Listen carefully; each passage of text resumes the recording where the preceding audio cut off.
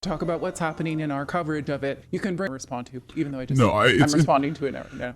Yeah, but I think when someone just throws out, "You're a racist," it means that person is uneducated. That person is uneducated, and that's exactly what this is. It's like when someone throws out, "You're racist," or "You're this," it just means that person's uneducated. Yeah. All right. Well, let's do better than that. We're going to get to the news now. Thank you for allowing us that point of editorial content, because again, I don't want to ever be accused of being on any side except. That's right. Well, we are watching World War III unfolding in real time. President Biden addressing the United States in a televised address to the nation here in about 4 hours from now, 8 p.m. Eastern Time. This is only the second time in his presidency where he will address the nation from the Oval Office. Here's what the New York Times says. A senior White House official said Mr. Biden will seek to present the American people a broadly framed explanation for why two worlds, half a world away, are critical to the national security of the United States. So, I mean, can we just stop there for a second? I'll say. This is the New York Times. This is what the president has to say here in the next few hours. He has to try to convince the American people why you want to spend $100 billion in Ukraine and in Israel. Or ordinary man. Or else. From the Oval Office. I mean, to me, I think it's a very, symbolically, if you look at the history of the United States presidency, using the Oval Office for addresses to the nation. Going back to historians have been slowly unraveling this. Sitting there in the Oval Office, President Kennedy, using the Oval Office to give an address is the Epic of Gilgamesh. Any reference to them. The mystery of Anunnaki is becoming as an American, you have to support these the Western eyes, their ways are using that as the backdrop is exactly the message they're trying to they send. have been called God. It's not George Bush sold our ex-wife. Did that right from the Oval Office. Yeah, you are under threat, right? Terrorists don't love us. They hate our democracy. They hate our truth freedoms. Of their real origin. And therefore, we need to go and get much more Saddam Hussein bizarre for 9/11 and amazing than anything previous would believe. This Oval Office is very powerful. I find it absolutely prepare to witness the demystification of One of the biggest problems in our society is sitting there in the Oval Office. but now, prepare to see the Anunnaki starting from Europe, and in so doing, we will discover the truth about so many things. So From the Garden of Eden to the great. On the geopolitical board are moving. Israel is getting closer to the Arab world, and the United States offers support to Israel. Hamas is an acronym for Harakat al-Muqawama al-Islamiyah, which means Islamic Resistance Movement. This Islamic resistance movement is classified by the United States and other nations of the world as a terrorist organization, while the group argues not to accept the existence and recognition of the nation of Israel. Hamas declared itself the author of the actions of last October 7th, and Israel declared war. Beyond the geopolitical game and the violence that ends with hundreds and thousands of human lives, if we want to truly understand the roots of the conflict, we need to turn our gaze to the past. It is only the past that can shed light on the events of the present. So the big question can be formulated. What happened in the past, and what is hidden behind these events? Anti-Muslim or anti-Semitic. Today, we only see conflict, and we deeply regret every human life that is lost. And for this, we remain I'm responding to it out of respect. Yeah, but I think when someone just throws out, "You're a racist," it means that person's uneducated. But the truth needs to be told. The war we see today is a war of the book. The war we perceive today has its origin in the Holy Scriptures. All right, well, let's do the better than conflicts that. have their origin in beliefs and faith. Allowing us that Religion, editorial content. although it Again, I brings don't in want its to ever be etymology the idea of connection with God, has We are been watching World War III justification for unfolding millennia of unresolved conflicts. And in this case, in my view, there is no diplomatic solution that can balance a conflict of such magnitude. No, I am not supporting violence with this. No, not at all. With this, I mean fundamentally that it is the light of reason, only it, that can dissipate the darkness of ignorance. For truth seekers who come to this channel, it is necessary to understand that many times hands are extended and greet each other, and geopolitical agreements are made. But in faith and in the intimate, sons and daughters, grandchildren and members of families reaped and destroyed by war still stir in thoughts of revenge and destruction. Our world is established in thin layers of civility, and those who offered us such thin layers of civility were the same ones who also offered us the first declarations of war. The first treaty of peace in history underscores the intricate geopolitics of the ancient Near East. The Treaty of Kadesh, one of the most significant diplomatic documents of the ancient world, provides profound insights into the geopolitical landscape of the Near East around 1259 BCE. Named after the Battle of Kadesh, this treaty is unique in that two versions have survived, one from the Egyptian perspective and another from the Hittite viewpoint. Among the regions of strategic importance during this era, Jerusalem emerges as a significant locale, positioned at the crossroads of mighty empires. Nestled within the larger region of Canaan, this city held a unique position in the power dynamics of the time. Located strategically between the expansive Egyptian empire to the south and the formidable Hittite territories to the north, Jerusalem often found itself at the epicenter of superpower struggles for control over the eastern Mediterranean. Jerusalem's geographical placement made it a pivotal waypoint on the essential trade and military routes connecting Egypt, Mesopotamia, Anatolia, and the Levant. Its importance extended beyond regional significance. As a nexus of major trade and military pathways, controlling Jerusalem meant exerting influence over vast territories of the eastern Mediterranean. The dual versions of the Treaty of Kadesh offer a window into the contrasting perspectives of the Hittites and the Egyptians. While both versions emphasize peace and alliance, they present nuanced differences in their recounting.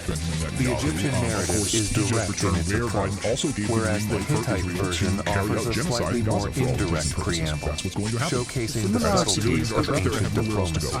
However, both versions undeniably spotlight the significance of regional power, with Jerusalem taking center stage as a pivotal point of cooperation or conflict.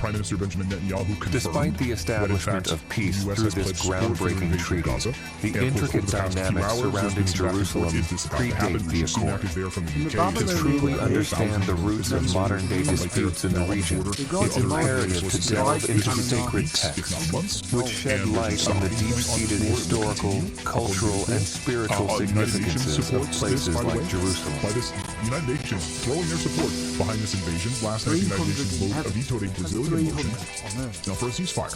Well, it wasn't for a ceasefire. The Brazilian motion was for aid, and in fact, Russia decided not to vote on it because it did not call for a ceasefire. But it was a pause. Okay, so it was a pause to bring aid. Right. But so even that got voted down. But the day before, the Russian motion for a ceasefire failed. It did. And the United States says the only reason they're not in favor of it is because it does not condemn Hamas. So, you can maybe put footnotes there saying, well, we don't think it's strong enough language, but instead you just let the killing and the dying continue because you don't like this semantics. Right, so, okay, you put footnotes in there, like Hamas are terrorists. They hostages, killed civilians. Yes, Hamas are terrorists. You get that part of it. So we need to stop killing civilians? Like, why we got your footnote in there, right? Right, put a sticky note on it for all we care, but vote to stop killing right now. My name is Stephen Ridley. I've been a concert pianist for more than 9 years. Oh, I just said we're gonna give a very just PS. We don't want to come on.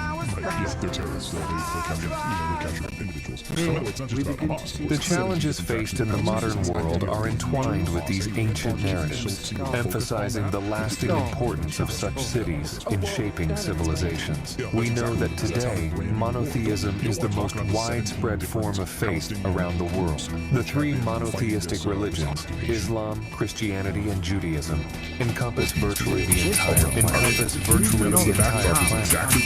Currently, no one venerates Thor or Odin, Zeus and Aphrodite, Jupiter or Apollo anymore. Thus, it's crucial to observe the contexts and the sacred scriptures of the major religions on the planet.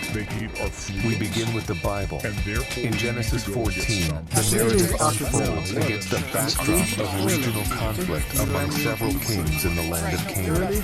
Amidst this tumult, Lot, Abraham's nephew, finds himself captured along with his possessions, prompting Abraham to arm his trained servants and embark on a rescue mission. Victorious in battle, Abraham rescues Lot and recovers all the loot taken by the invaders. Upon his return, a remarkable encounter takes place. Melchizedek, the king of Salem, comes forth to meet Abraham. The title King of Salem is noteworthy, as Salem is believed to be an early name for Jerusalem. The passage reads, "And Melchizedek, king of Salem, brought forth bread and wine, and he was the priest of the Most High God.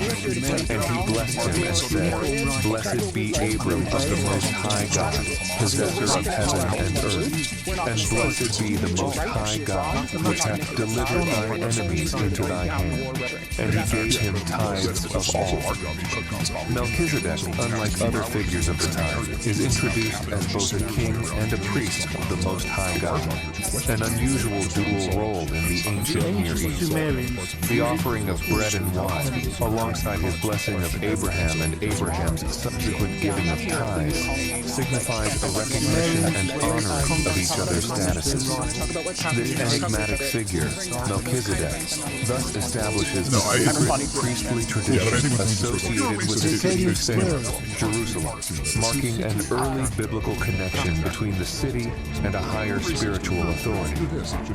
This brief yet significant meeting not only underscores the divine favor on Abraham, but also casts a light on Jerusalem as a place of spiritual significance, even before it became the political and religious center of the Israelite nation. This passage opens a window into the ancient sacred landscape, setting a precedent for Jerusalem's religious significance in the biblical narrative that unfolds henceforth. Through the persona of Melchizedek, the king of Salem, the city of Jerusalem is gently introduced into the sacred narrative, hinting at its future pivotal role in the unfolding story of the Israelite religion.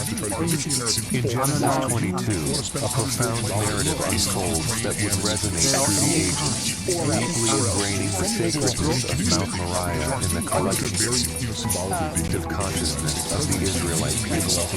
The chapter opens with a divine test, where God commands Abraham to take his beloved son Isaac to the land of Moriah and offer him as a burnt offering on one of the mountains God would specify. The passage reads, "And he said, Take now thy son, thine only son Isaac, whom thou lovest, and get thee into the land of Moriah, and offer him there for a burnt offering upon one of the mountains which I will tell thee of." With unwavering faith, Abraham sets out on this heart-wrenching journey. Upon reaching the destined place, he builds an altar, arranges the wood, finds Isaac, and places him on the altar. As Abraham stretches out his hand with a knife to slay his son, an angel of the Lord intervenes, calling out from heaven to halt the act. A ram caught in a thicket by its horns is then offered as a burnt offering in place of Isaac. The narrative culminates with a divine promise of blessing and numerous offspring for Abraham due to his obedience. The place is then named "The Lord Will Provide," foreseeing a time when it would be said, "On the mountain of the Lord it will be provided." This profound narrative not only underscores Abraham's unwavering faith, but also sanctifies Mount Moriah, which later traditions identify with the Temple Mount in Jerusalem. It's a seminal moment that symbolizes the city's association with divine communication, sacrifice, and provision. Transitioning to a later period in biblical history, the narrative of David capturing Jerusalem unfolds in 2 Samuel 5. David, now anointed king over Israel, seeks to establish a centralized political and religious government. Fue la vida de Sara 127 años, Genocide 2 años de la vida de Sara. Murió Sara en Kiriat Arba, The same is the en la city tierra de of Canaán. And David said Dijo on that Abraham day, a hacer el whosoever a getteth Sara us y a to Agar. and smiteth the Jebusites, Levantóse